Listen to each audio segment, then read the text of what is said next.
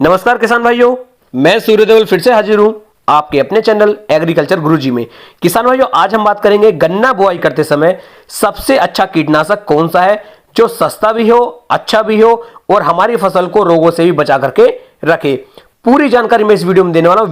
Video को आप लगातार देखते रहें, क्योंकि कुछ किसान भाई जो है कार्टेफ का उपयोग करते हैं, कुछ किसान भाई फोरेट का उपयोग करते हैं, कुछ किसान भाई रिजेंट का उपयोग करते हैं, कुछ किसान भाई वर्टैको का उपयोग कर रहे हैं, कुछ किसान भाई फटेरे का उपयोग कर रहे हैं। सभी किसान भाई अलग अलग तरीके से अलग अलग इंसेक्टिसाइड इन्हें दवाइयों को डाल रहे हैं और अपनी फसलों को रोगों से बचा रहे हैं। लेकिन किसी में बहुत ज्यादा खर्चा आ रहा है, किसी में कम खर्चा आ रहा है, किसकी कितनी डोज है, कैसे है, तो मैं इस वीडियो में आपको सब बताने वाला हूं।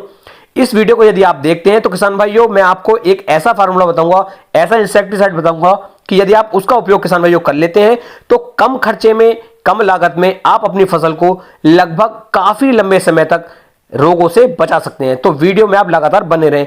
किसान भाइयों, आप देख रहे हैं अपना फेवरेट चैनल एग्रीकल्चर गुरुजी। यदि इससे संबंधित कुछ आपके प्रश्न हो तो आप मुझे कमेंट भी कर सकते हैं।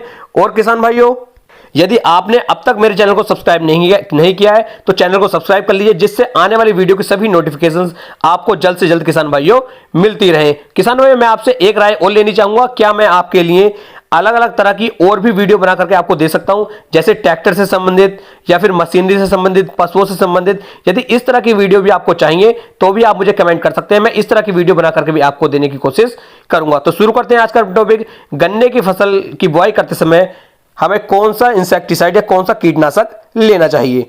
तो किसान भाइयों, वैसे तो सभी किसान भाइयों की अपनी पसंद होती है, मैं आपके ऊपर अपनी पसंद जो थोप नहीं रहा हूं, लेकिन सिर्फ आपको एक राय दे रहा हूं। तो किसान भाइयों, इसके अंदर जो मैं आपको बताने वाला हूं, दो इंसेक्टिसाइड के बारे में बताने वाला हूं।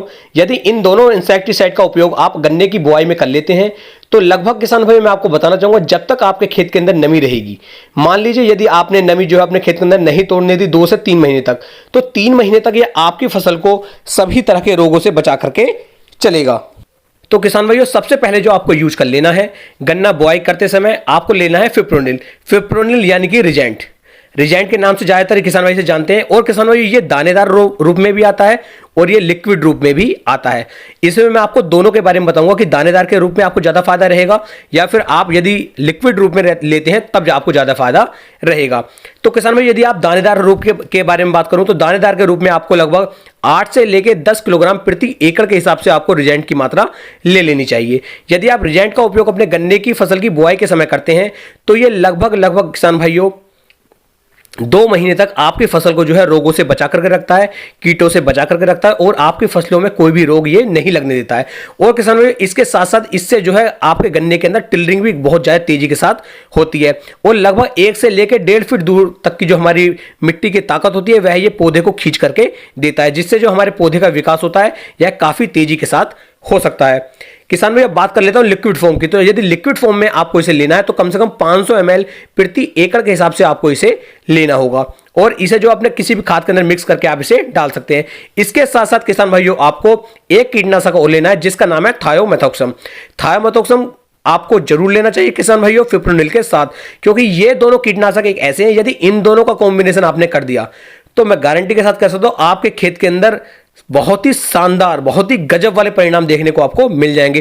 खेत के अंदर कम से कम 2 से 3 महीने तक कोई भी रोग किसान भाइयों लग नहीं सकता और गन्ने की जो ग्रोथ होगी, गन्ना जो रहेगा आपका लगातार हरा भरा रहेगा और कोई भी रोग आपके गन्ने की फसल के अंदर फिर धीरे से नहीं लगेगा। थायोमेथोक्सम 25% एससी फॉर्म में आपको ले लेना है और इसकी मात्रा किसान भाइयों आपको जो है कम से कम 250 से लेकर के 300 ग्राम के आसपास ले लेनी चाहिए। तो किसान भाई, 250 ml या वो 250 ग्राम आप थायोमेथोक्सम ले सकते हैं 25% एससी फॉर्म में। तो किसान भाई, ये भी दानेदार और लिक्विड दोनों रूप में आता है। आप इसका भी मैं दोनों को तरीके आपको बता देता हूं कि लिक्विड में कितना लेना है और आपको जो दानेदार के रूप में ये कितना लेना है। तो यदि मैं दानेदार की बात करूं तो 250 ml वो 250 ग्राम प्रति एकड़ के हिसाब से आपको इसे ले लेना है। और यदि अब मैं बात करूं लिक्विड की, तो लिक्विड में किसान भाई आपको लगभग ये 400 से लेके 500 ml प्रति एकड़ के हिसाब से आपको लेना होगा। तो मैंने आपको रिजेंट के लिक्विड और दानेदार दोनों बता दिए और आपको थायोमेथोक्सम के भी दानेदार और लिक्विड दोनों बता दिए। अब मैं आपको बताता हूं कि आपको इन दोनों में से कौन सा लेना है जो ज्यादा अच्छा रिजल्ट आपको दे सके।